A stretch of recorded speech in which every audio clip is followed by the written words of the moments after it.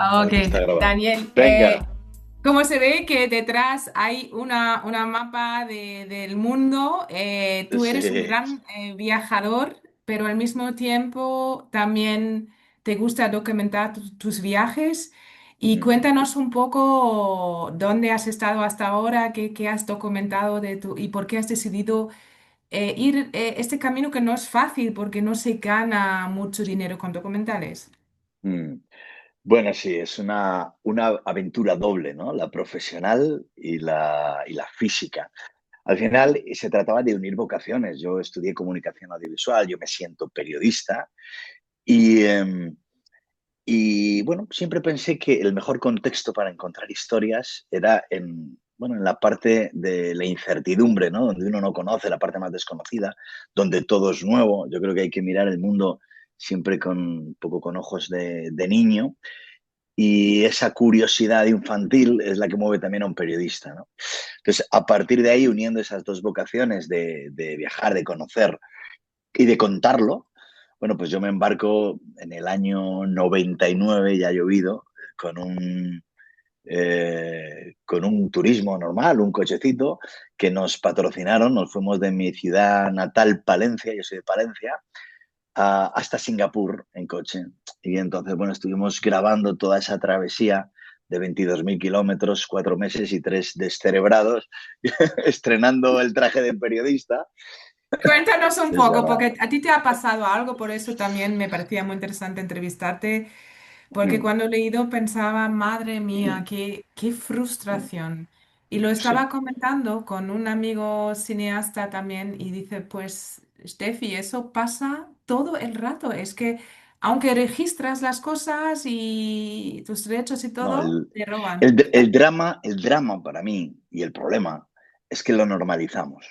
¿Vale? Para que tú te hagas una idea, yo compartí ese viaje con Alfonso Negrón Pardiñas, un argentino maravilloso, y con mi hermano, mi amigo del alma, José Luis Feliu, un sevillano que decidió, cuando después de 4 años buscando financiación, habíamos conseguido algunos patrocinadores pero que no alcanzaban, ¿no? Siempre te quedas Ya. corto, siempre la manta es muy cortita para poder hacer lo que uno quiere, un poco en las condiciones que uno quiere, que son las mínimas, ¿eh? Aquí esto, lógicamente, ya desde el primer momento Dormir en el descartas coche y todo eso, ¿no? Me lo, imagino. lo que haga falta, que nosotros queríamos hotelitos. Bueno, si al final tienes que dormir en el coche, se duerme en el coche. O sea, pero claro, 2 años es muy largo, hay que cuidar el equipo humano y el equipo de cámara, ¿no? Y al final eso necesitas unos mínimos de seguridad.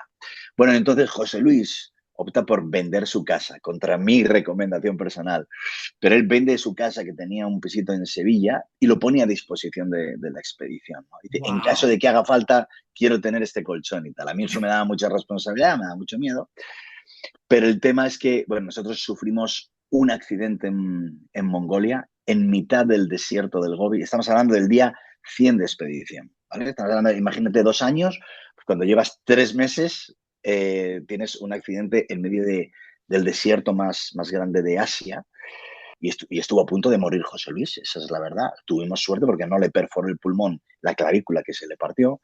Conseguimos reparar el coche en un taller de vietnamitas en Ulan Bator, una cosa brutal, que bueno, para llevar el coche allí, esa es otra historia, no habría tiempo de contar todo, y conseguimos, después de 2 años, terminar ese proyecto.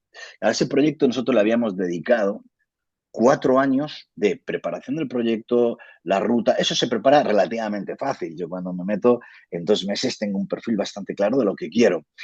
Pero había que financiarlo y ahí está el problema. ¿Quién apuesta tanto tiempo en una ruta tan larga?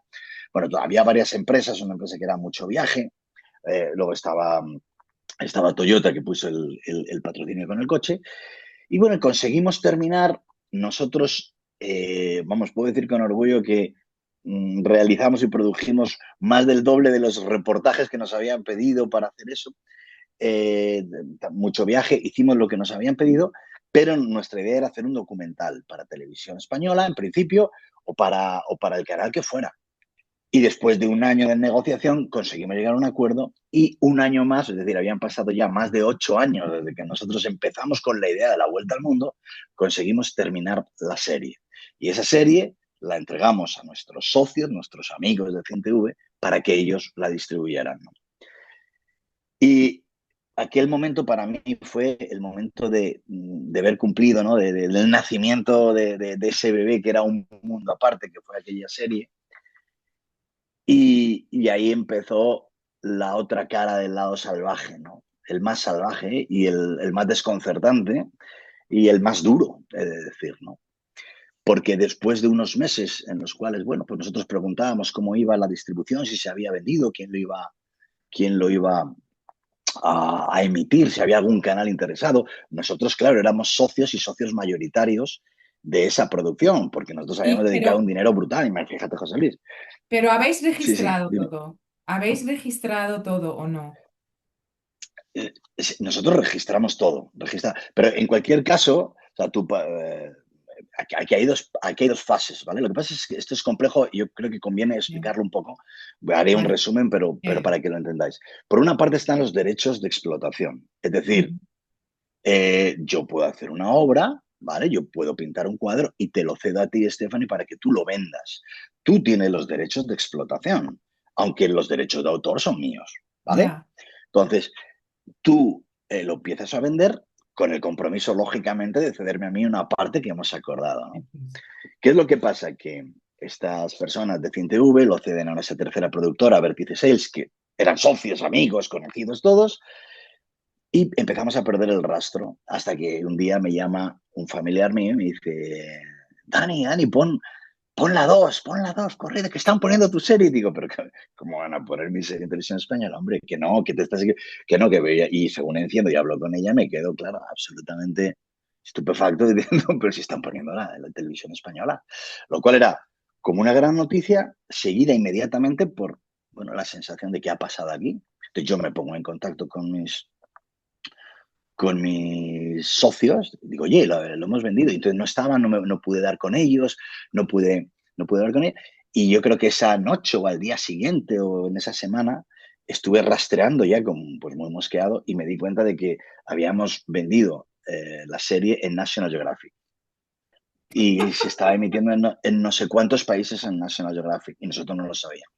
Recuerdo que me salió la página de Australia, Nat Geo People, me acuerdo que era, no sé si era People o Nat Geo, tal, y ponía World Apart, tal, y de repente empezó a ver mis fotos, las sinopsis mías, todo, que lo están... Entonces, eso, lo que estaban haciendo es quedarse los derechos de explotación sin cedernos nuestra parte. Que ellos lo vendieran era lo normal, era lo pactado, de hecho era lo bueno. Claro, pero tienes que darme mi parte, ¿no? Total, que nosotros demandamos a los tres, CinTV, Vértice 360 y Vértice Sales, y los condenan a pagar una cantidad ridícula, en realidad, porque al final Película. lo que se puede demostrar es una mínima parte.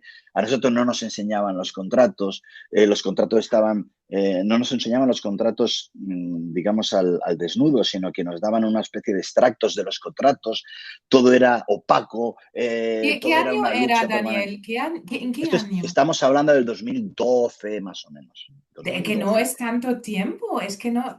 Uno piensa que Claro, hay nosotros un Estado de Derecho y Televisión Española lo emite y no lo ha mirado Yo, quién. te- yo fui a, yo hablé con Televisión Española, yo les conté, pero ellos, claro, nosotros no sabemos, nosotros no tenemos, claro, ellos no tienen, son el receptor final y ellos no intervienen en eso, ¿sabes? Entonces, Ya, al pero final, tienen que garantizar que está todo en bueno, orden. claro, ¿y qué es lo que pasa con esto? Que cuando nosotros les demandamos y ellos los condenan, nosotros en la sentencia hay un juez que habla literalmente de mala fe y de la trascendencia que puede tener eso a la demanda civil. Básicamente lo que está sugiriendo, yo entiendo y mis abogados entienden, es que ahí ha habido un fraude, que ha habido un delito, ¿vale? Entonces nosotros nos querellamos, porque además sucede, Stephanie, y esto está todo controlado. Y yo creo que estas cosas pasan además porque esa empresa, tanto Vértice 360 como Vértice Sales, que estaba dentro del paquete, como CinTV, son empresas que están al borde de la bancarrota o lo que fuera, y entonces aprovechan para intentar pagar deudas que tienen con el dinero que va entrando, como esto genera. Yo nunca supe la cantidad que generó un mundo aparte. Calculo que bastante Ya. porque Yo estoy seguro de Qué que, hombre, todas las ventas frustración. que se hicieron fueron muchos. 8 años de mi vida, un sacrificio absolutamente brutal, no te puedes imaginar. Un sacrificio apasionado, cuidado, porque estas expediciones lo que generan es una devoción, ¿no? Y una pasión brutal. Ah, Pero te dejas la vida, estás fuera de tu casa 2 años, te juegas la vida. José Luis, que si se matan, o sea, es arriesgado. Yo te podría contar mil cosas que nos pasó, porque ya, además la precariedad en la que íbamos con un coche desvencijado por el accidente que tuvimos ya, era de un peligro que hoy mismo, hoy, a mí sí me pasa hoy. Y si reaccionan la gente que tuvo que cuidar de nosotros, reacciona como reaccionaron, los demando.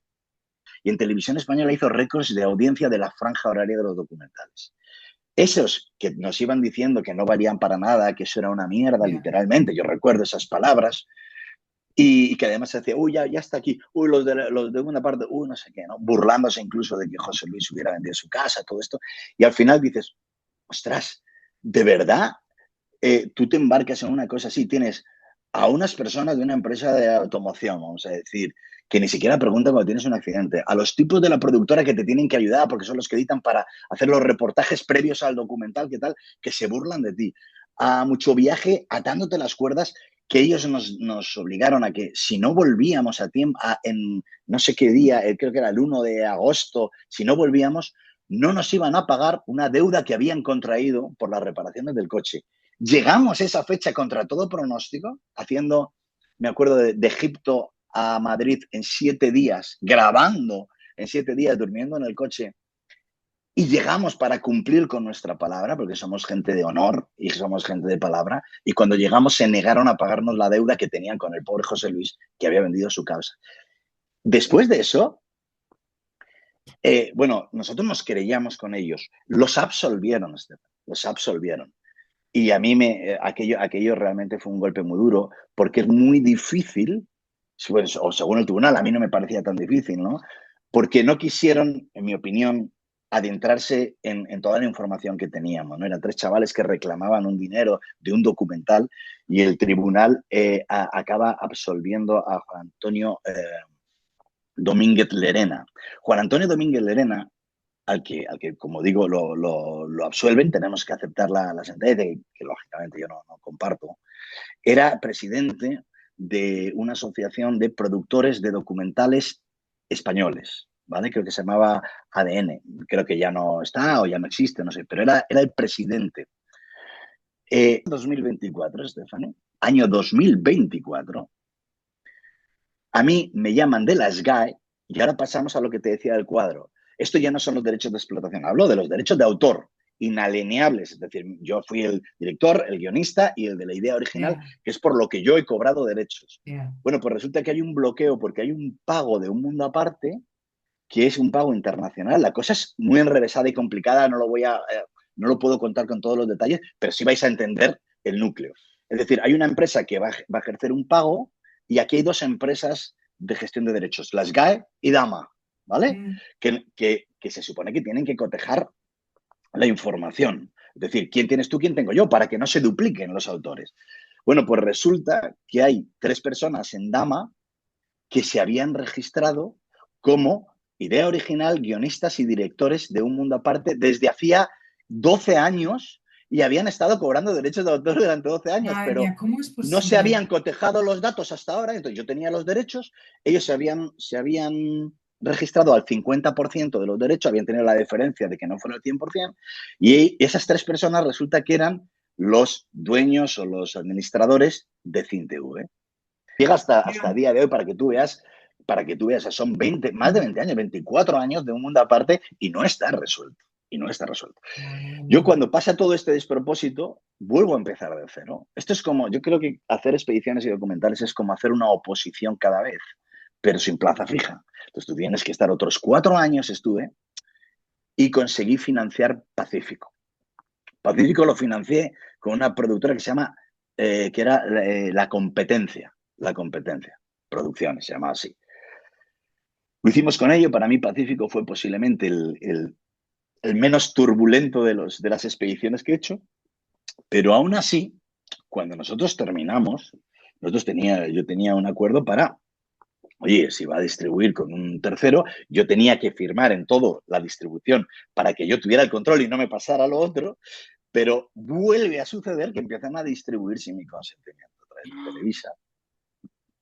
Claro, yo ahí lo tenía más armado y yo consigo negociar una salida a ese conflicto acordada, afortunadamente. Lo que pasa es que yo tardo un año en acordarlo y por lo tanto se paraliza la distribución y por lo tanto el primer año de una serie, si está paralizada, es un perjuicio económico importante, cuidado, ¿vale?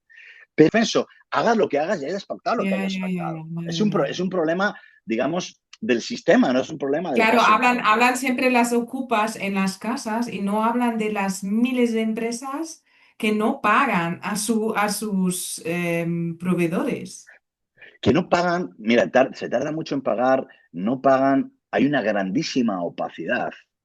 Tú tienes que fiarte. Yo recuerdo de hablar con este Juan Antonio Domínguez Lerena y me acuerdo que le dijo José Luis, pero tú me estás pidiendo una cuestión de fe, que tú no me estás enseñando los contratos. Y me dice, pues sí, algo así. Y recuerdo que nos dijo Juan Antonio, nos dice, eh, si yo no estuviera en esta empresa y estuviéramos con unas cañas, os contaría muchas cosas. Le digo, pero bueno, ¿qué me estás contando? Cuéntamelas ahora que somos socios. ¿Cómo que me contarías en incondicional si tú pudieras? Tienes la obligación de contármelo porque soy tu socio, ¿no? Es un acuerdo, ¿no? Pero al final acabas desconfiando porque te han pasado tantas veces que quieres poner tus cierres de seguridad para que no te pase, ¿no? Y en Atlántico lo que yo hice, y en este caso ya tengo que hablar ya no en plural, sino en particular, es apostar un patrimonio personal en una serie, luego con incentivos fiscales, con ciertas ayudas, con el precontrato de televisión española, y, Tu propio productor. y era ya mi propio productor, yo no dependía de, ¿no? Lo cual, al final siempre dependes, ¿eh? Porque al final la distribución Ya, joder, tienes que confiar en ya. profesionales que te lo muevan, pero bueno, de alguna manera ya haces un contrato muy temporal, ya no, ya eres tú el que tiene la supervisión, ¿no? Pero en ese caso padecimos el equipo la desgracia de la pandemia. Entonces nosotros, que esto era, así como Pacífico, mira, Pacífico era un viaje que hicimos de Japón a Nueva Zelanda por toda la parte del extremo oriente, todas las islas de la Melanesia, maravilloso, y Atlántico era El de barco, Finisterre. con el barco. Bueno, íbamos en coche de isla en isla, e hicimos Ah, algún tramo en barco, pero ah, sobre ok. todo era nosotros por tierra porque lo que íbamos es a buscar comunidades indígenas, ¿no? Ok. Mundos salvajes, ¿no? Por eso Ay, qué siempre digo que bueno. el lado salvaje está aquí.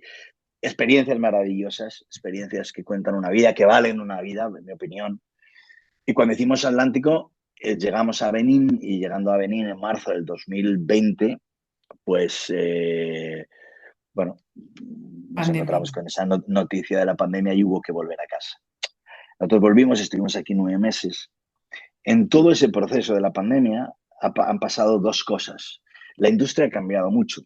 Las plataformas han ejercido un tipo de tiranía en la cual no han dejado espacio para los nichos. Es decir, National Geographic, que yo se lo vendí Pacífico y Un Mundo Aparte a National Geographic, o nos lo vendieron aunque no lo cobramos, Ya. para ser exactos, pero las plataformas han cambiado. Entonces se han vuelto de alguna manera muy tiránicas. Han acabado con los nichos. Disney ha absorbido National Geographic. National Geographic ya no compra ajenas. Ya de repente este formato de aventura no es bendecido por las élites de las plataformas, de tal forma que ahora dicen, bueno, vamos a apostar por el true crime, por los biopics, por events, bueno, por una serie de, digamos, de títulos o de formatos que dan a los documentales donde nos han dejado un poco desplazado. Eso ha pasado. Y eso ha pasado en el momento que estábamos haciendo Atlántico. Y por otro lado, un documental donde haya mascarillas, nosotros era imposible contar la historia sin mascarillas, estaba como fuera de lugar. No tuve. Madre mía. Me volví, lógicamente, volé de las Azores corriendo para poder ver el nacimiento de mi hijo, estuve con él un mes, volvimos a África, estuvo la pandemia, volví aquí, tuve 9 meses la satisfacción de estar con mi hijo y a los 9 meses me volví con Vincent Modino, que fue la única persona de los tres que decidió seguir con su compromiso, terminar el viaje y no abandonar, ¿no? Y entonces, bueno, acabé los últimos 4 capítulos con Vincent, que son 4 capítulos. A ver, yo les tengo mucho cariño, lo digo humildemente, creo que son muy potentes, creo que hablan de un momento vital muy importante en la pandemia y de un África visceral donde no había nadie, ¿no? Y todo era puro, todo era auténtico. A mí me parecen 4 capítulos de una fuerza y una autenticidad brutal. Además, vivimos unas experiencias de altísima intensidad con grupos indígenas, iniciaciones africanas, plantas alucinógenas, gorilas, parques naturales donde no había nadie, cascadas, desiertos, una cosa de verdad brutal, brutal. Lo vivimos, lo terminamos, volvimos y yo nunca jamás en mi vida he dejado sin acabar una expedición que haya iniciado, jamás. Esta contra todo pronóstico lo terminamos y después de terminarlo nos encontramos con las puertas cerradas porque la industria había cambiado y porque lo hicimos en la pandemia, ¿no? Lo cual fue un tercer palo en la tercera expedición, ¿no? Acabamos cuando quieras. Perdona que Sí, me sí, vengo sí. arriba, pero es que las cosas creo que hay que contarlas bien y me he excedido un poco, perdona. No, pero ahora me imagino que la gente se pregunta cómo, de qué vives realmente, cómo Sí, has pues, financiado todo eso. Tienes una familia, madre pues mía. mira, yo te lo voy a contar, yo te lo voy a contar. Si quieres ¿Trabajas replantear en la el pregunta. ILE, en la caja? No sé. A ver, no solo se vive de grandes expediciones, además llevan mucho tiempo, lógicamente han dado sus frutos, como te he dicho, con todas las dificultades y de forma más o menos periódica. Pero, a ver, hay otro tipo de documentales que a mí también me apasionan. Yo acabo de estar grabando, estoy terminando un documental grabado en Murcia, en el litoral, eh, donde intentamos ponerle, lógicamente, el mismo cariño que a una gran expedición. Hemos grabado temas sociales, de gente sin hogar, de temas de salud mental. Yo he estado grabando otro tipo de documentales. He orientado también un poco mi experiencia también a la docencia. Ahora estamos Mm, creando unos cursos de formación. Me parece que es un momento para compartir, sobre todo las cosas buenas qué y guay. prevenir también, ¿por qué no, no? Las cosas malas. Y en eso estamos. Todo es complicado. La industria, ¿Dónde dais clase? ¿Dónde? pues estamos presentando el curso a varias universidades. Mm, En el CEU, en el Francisco de Vitoria, estamos mm. hablando con UNIR, que es la Universidad de La Rioja, para poder empezar a impartir estos cursos. Yo creo que es una experiencia bonita, eh, pero te voy a decir una cosa, si es necesario, yo mañana lógicamente me remangaré y con toda la dignidad del mundo haré el trabajo que sea necesario para dedicar tiempo para poder volver a soñar, ¿no? Una Yo cuarta tengo expedición una... que se va a llamar ya Trump o algo así. Mira, yo tengo 2 hijos pequeños de 6 y de 4 años, Iván y Paula. Lógicamente ellos son mi motivación, ¿no? Y uno tiene que protegerles. Yo, lógicamente, pues no vas a poder estar un año fuera, es algo inviable, no es algo que esté en mis planes, quiero hacer algo más de puertas adentro. Eh, pero sí me gustaría que las cosas saliesen moderadamente bien para poder por lo menos eh, contarles, explicarles, ¿no? Que los sueños sí merecen la pena, ¿no? A mí me parece que sería un final muy feo si realmente la industria acaba con las vocaciones, porque entonces el legado que tú puedes decir a tus hijos es un legado triste, ¿no? Y yo, como no creo que sea así, yo creo que moriré en el empeño de contar que merece la pena luchar por lo que uno quiere y por lo que uno le apasiona, hacerlo bien y ser una buena persona honorable y de palabra, ¿no? Sí. Y comprometida. Sí, muchísimas gracias. Aunque el futuro, además, en nuestra profesión, porque yo lo estoy sufriendo también como periodista ya, lo de la inteligencia artificial es otro gran reto. Yo hago Mm. cosas de voz también y eso en todo el mundo de voces es que está en peligro total. Es muy frustrante todo eso, pero también sabemos de cada cosa que pasa. Siempre salen cosas positivas también y lo que creo que es necesario es ser una persona muy, muy flexible y poder saber adaptarse. La capacidad de adaptación tiene que ser infinita en esta industria y mira, se tiene que volver a empezar muchas veces, por desgracia, pero bueno, si perdemos la vocación, entonces habrán ganado otros, o sea que Sí, vamos a sí, sí. intentar perseverar. Sí. Muchísimas gracias, Daniel, y suerte, Gracias a que ti. todo sale y una cuarta expedición, pero bueno, con, ¿Quién lo sabe? ¿Quién sabe? ¿Quién sabe? un beso, Un chao. placer, chao.